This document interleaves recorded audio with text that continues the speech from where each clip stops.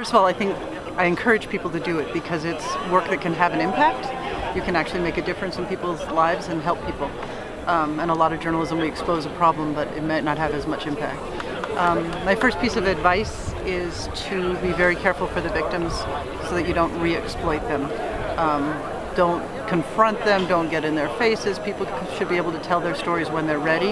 And if they're children, you should understand that probably their images should never be shown because they don't really have the maturity to understand whether or not they want that image to be permanently in the digital record.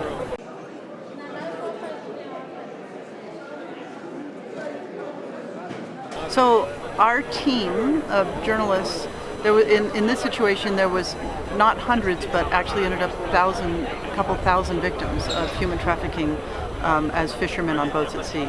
And these men expected to be paid.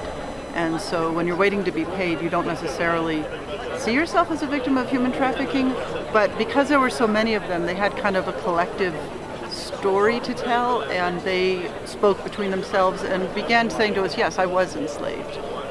And they did want to talk about that.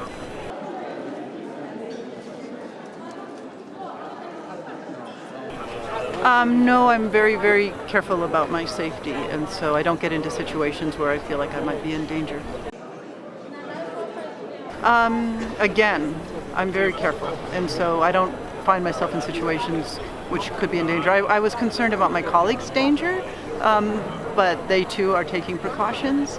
And the main people we're concerned about and who we had to be very careful about were the people who told us their stories, were brave enough to talk to us and tell us their stories.